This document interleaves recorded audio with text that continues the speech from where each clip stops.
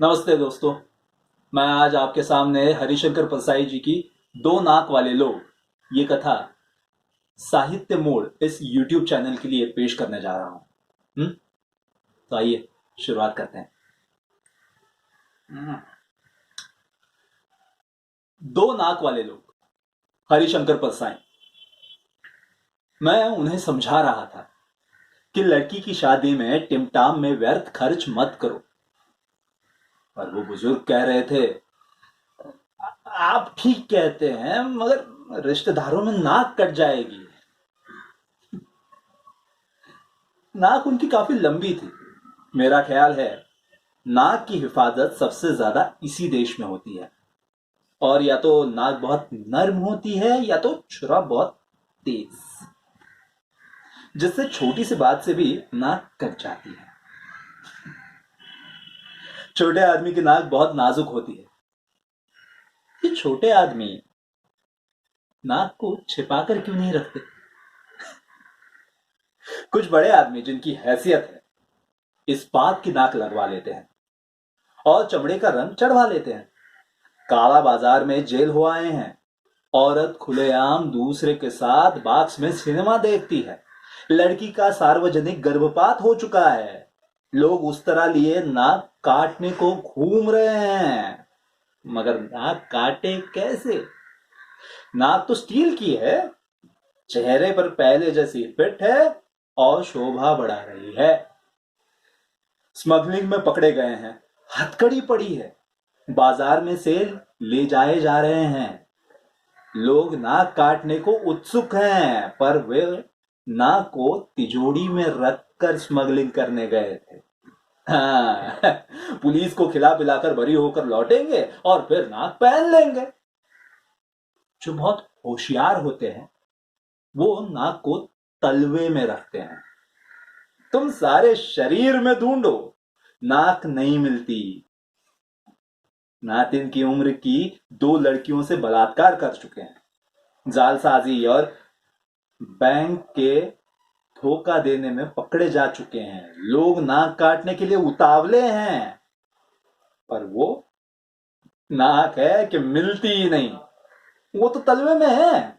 अरे कोई जीव शास्त्री अगर नाक की तलाश कर भी दे तो तलवे की नाक काटने से क्या होता है? अरे नाक तो चेहरे पर की कटे तो कुछ बात हो। और जो जो लोग नाक रखते ही नहीं, उन्हें तो कोई डर ही नहीं है। दो छेद हैं जिनसे सांस लिए जा रहे हैं। कुछ नाकें गुलाब की पौधे की तरह होती है। कलम कर दो तो और अच्छी शाखा बढ़ती है और फूल भी बढ़िया लगते हैं। मैंने ऐसे फूल वाली खुशबूदार नाकें बहुत देखी हैं। जब खुशबू कम होने लगती है तो ये फिर कलम करा लेते हैं, जिससे जैसे किसी औरत को छेड़ दिया और जूते खा गए। जूते खा गए, अजब मुहावरा है। जूते तो मारे जाते हैं, वो खाए कैसे जाते हैं? मगर भारतवासी इतना भुखमरा है कि जूते भी खा जाता है।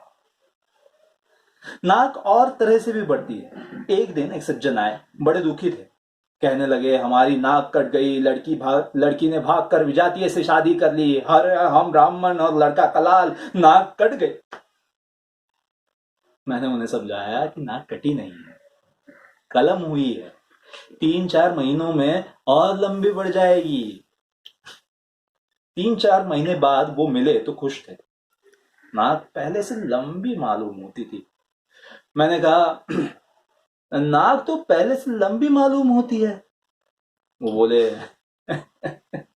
हाँ, कुछ बढ़ गई है। काफी लोग कहते हैं आपने बड़ा क्रांतिकारी काम किया है। कुछ बिरादरी वाले भी कहते हैं, इसीलिए नाक बढ़ गई है। कुछ लोग मैंने देखे हैं जो कई साल अपने शहर की नाक रहे हैं। उनकी नाक अगर कट जाए तो सारे शहर की नाक कट जाती है। अगर उन्हें संसद का टिकट न मिले तो सारा शहर नकटा हो जाता है। पर अभी मैं एक शहर में गया तो कुछ लोगों ने पूछा, "अरे, फला साहब का क्या हाल है, वो इस शहर की नाक है।" तो एक मस्करे ने कहा, हाँ हाँ साहब, वो अभी भी इस शहर की नाक है, मगर छिनकी हुई। मगर मैं बात उन सज्जन की कर रहा था जो मेरे सामने बैठे हैं और लड़की की शादी पुराने ठाट से ही करना चाहते हैं। पहले वो रईस थे, यानी मध्यम हैसियत के रईस, अब गरीब थे। बिगड़ा रईस और बिगड़ा घोड़ा एक तरह के होते हैं, दोनों बौखला जाते हैं। ए, किससे उधार लेकर खा जाएं, ठिकाना नहीं। उधर बिगड़ा घोड़ा किसे कुचल दे, ठिकाना नहीं। आदमी को बिगड़े रईस और बिगड़े घोड़े दोनों से दूर रहना चाहिए। हाँ। अरे मैं भरसक कोशिश करता हूं। मैं तो मस्ती में डोलते आते सांड को देखकर भी सड़क के एक किनारे की इमारत के बरामदे में चढ़ जाता हूं। अरे भाई, बड़े भाई साहब आ रहे हैं। इनका आदर करना चाहिए नहीं। हाँ, तो बहुत गर्मी है। तो जो भूतपूर्व संपन्न बुजुर्ग मेरे सामने बैठे थे वो प्रगतिशील थे, लड़की का अंतरजातीय विवाह कर रहे थे। वो खत्री और लड़का शुद्ध कान्यकोच। वो खुशी से शादी कर रहे थे, पर उसमें विरोधाभास ये था कि शादी ठाट से करना चाहते थे। बहुत लोग एक परंपरा का से छुटकारा पा लेते हैं पर दूसरी से बंधे रहते हैं। रात को शराब की पार्टी से किसी ईसाई दोस्त के घर आ रहे हैं, मगर रास्ते में हनुमान का मंदिर दिख जाए तो थोड़ा तिलक भी सिंदूर का लगा लेंगे। मेरा एक घोर नास्तिक मित्र था। हम घूमने निकलते तो रास्ते में मंदिर देखकर वो कह उठते, हरे राम। बाद में पछताते भी थे। तो मैं उन बुजुर्ग को समझा रहा था, आपके पास रुपए नहीं है, आप कर्ज लेकर शादी का ठाट बनाएंगे पर कर्ज चुकाएंगे कहां से, हैं? जब आपने इतना नया कदम उठाया है कि अंतरजातीय विवाह कर रहे हैं तो विवाह भी नए ढंग से कीजिए। लड़का कान्य कूच का है।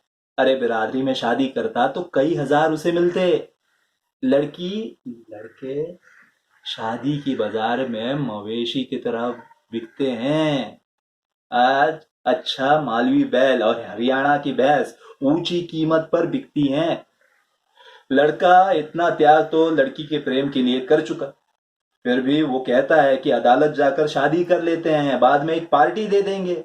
हैं? अरे आप आर्य समाजी हैं? घंटे भर में रास्ते में आर्य समाज का समाज मंदिर में वैदिक रीति से शादी कर डालिए, फिर 300-400 रुपयों की एक पार्टी दे डालिए। लड़के को एक भी पैसा नहीं चाहिए। लड़की के कपड़े वगैरह मिलाकर शादी 1000 में हो जाएगी। वो कहने लगे, बात तो ठीक कहते हैं आप, मगर रिश्तेदारों को तो बुलाना ही पड़ेगा, और फिर वो जब आ जाएंगे तो इज्जत के ख्याल से सजावट, खाना, भेंट वगैरह देनी होगी। मैंने कहा, आपका यहाँ तो कोई रिश्तेदार है नहीं, वो है कहाँ है? तो उन्होंने जवाब दिया, वो पंजाब में है। अरे पटियाला में तो 3 करीबी रिश्तेदार हैं, कुछ दिल्ली में है, आगरा में है। मैंने कहा, जब पटियाला वाले के पास आपका निमंत्रण पत्र पहुंचेगा तो पहले तो वो आपको 10 गालियां देगा। मई का ये मौसम, इतनी गर्मी, लोग तड़ातड़ लू से मर रहे हैं, और ऐसे में इतना खर्च लगाकर जबलपुर आओ। कोई बीमार हो जाए तो और मुसीबत। पटियाला या दिल्ली वाला आपका निमंत्रण पाकर खुश नहीं होगा, दुखी होगा। अरे निमंत्रण न मिला तो वो खुश होगा और बाद में बात बनाएगा, कहेगा, आजकल जी, आजकल ना डाक की इतनी गड़बड़ी हो गई है कि निमंत्रण पत्र ही नहीं मिला, वरना ऐसा हो सकता है कि हम ना आते हैं। फिर मैंने कहा, मैं आपसे कहता हूं कि दूर से रिश्तेदार का निमंत्रण पत्र मुझे मिलता है तो मैं घबरा जाता हूं। हाँ, सोचता हूं जो ब्राह्मण 11 रुपयों में शनि को उतार दे, 25 रुपयों में सगोत्र विवाह करा दे, मंगली लड़की का मंगल 15 रुपयों में उठाकर शुक्र के दायरे में फेंक दे, वो लग्न सितंबर से लेकर मार्च के महीने तक सीमित क्यों नहीं कर देता? अरे मई और जून की भयंकर गर्मी की लगने गोल क्यों नहीं कर देता? वही कर सकता है। और फिर ईसाई और मुसलमानों में जब बिना लग्न की शादी होती है तो वो क्या वर वधु मर जाते हैं? अरे 8 प्रकार के विवाहों में जो गांधर्व विवाह है वो क्या है? वो यही शादी है जो आज होने लगा है कि लड़का लड़की भाग कर शादी कर लेते हैं। इधर लड़की का बाप गुस्से में पुलिस में रिपोर्ट लिखवा देता है कि अमुक लड़का हमारी नाबालिग लड़की को भगा कर ले गया है, मगर कुछ नहीं होता क्योंकि लड़की मैट्रिक का सर्टिफिकेट साथ ले जाती है जिसमें जन्म तारीख होती है। हाँ, तो दोस्तों वो कहने लगे नहीं जी रिश्तेदारों में नाक कट जाएगी। मैंने कहा अरे पटियाला से इतना किराया लगाकर इतना नाक कटाने इधर कोई नहीं आएगा, और फिर पटियाला में नाक कटे तो कौन देखेगा? काट ले पटियाला में है। वो थोड़ी देर गुमसुम बैठे रहे। मैंने कहा देखिए, आप चाहें तो मैं पुरोहित हो जाता हूं और घंटे भर में शादी करा देता हूं। वो चौंके, आपको शादी कराने की विधि आती है? मैंने कहा हाँ, ब्राह्मण का बेटा हूं। बुजुर्गों ने सोचा होगा कि लड़का नालायक निकल जाए या फिर किसी काम धंधे के लायक न रहे तो इसे कम से कम सत्यनारायण की कथा और विवाह की विधि सिखा दो। मैं ये बचपन से ही सीख गया। हाँ, और ये बात ये है कि आजकल कौन संस्कृत समझता है? और पंडित का क्या, पंडित क्या कह रहा है, माफ कीजिएगा, और पंडित क्या कह रहा है इसे भी कौन सुनता है? वे तो और अहम इतना ही जानते हैं। मैं तो इसी तरह मंगल श्लोक भी पढ़ दूं तो भी कोई ध्यान नहीं देगा। Om Jack and Jill and went up the hill fetch to pail water Om Jack fell down and broke his crown and Jill came tumbling after कुर्यात सदा मंगलम। लोग इसे वैदिक मंत्र ही समझेंगे। वे हंसने लगे। मैंने कहा देखिए, लड़का उत्तर प्रदेश का कान्यकूच और आप पंजाब के खत्री, एक दूसरे के रिश्तेदारों में कोई आपको नहीं जानता है।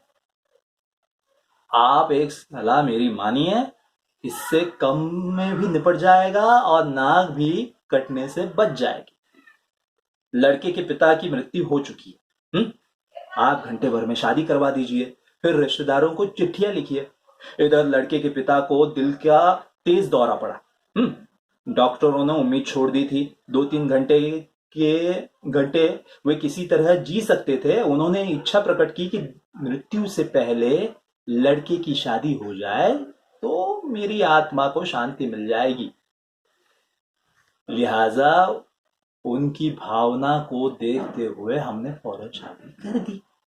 लड़का लड़की वधू वर के रूप में उनके सामने गए, उनके चरणों में सिर रखे। उन्होंने इतना ही कहा सुखी रहो, और उनके प्राण पखेरु उड़ गए। आप माफ करेंगे कि इसी मजबूरी के कारण हमको आपको शादी में बुलाने को नहीं मिला है? अरे कौन जानता है आपके रिश्तेदारों में कि लड़के के पिता की मृत्यु कब हुई है? उन्होंने सोचा, फिर बोले तरकीब ठीक है पर इस तरह की धोखेधड़ी मुझे पसंद नहीं है। खैर, मैं उन्हें काम का आदमी नहीं लगा। दूसरे दिन मुझे बाहर जाना पड़ा। 2-3 महीनों के बाद जब लौटा तो लोगों ने बताया कि उन्होंने सामान और नकद लेकर शादी कर डाली।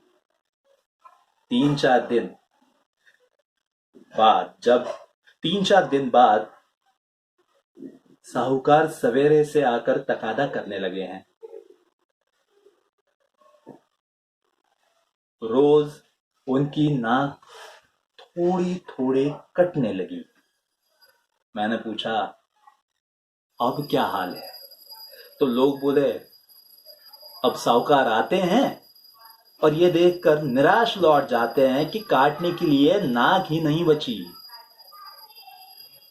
मैंने मजाक में कहा, साहूकारों से कह दो कि इनकी दूसरी नाक पटियाला में पूरी रखी है, वहां जाकर काट लो। धन्यवाद लोगों, दोस्तों, धन्यवाद। ये कहानी आपको कैसी लगी? गर्मी का मौसम है, थोड़ा पसीना पसीना हो चुका हूं, फिर भी आपको ये कहानी कैसी लगी? अगर अच्छी लगी हो तो इसे लाइक कीजिएगा, दोस्तों के साथ शेयर कीजिएगा, और हाँ, इस साहित्य मोड चैनल को सब्सक्राइब करना मत भूलिएगा। धन्यवाद दोस्तों।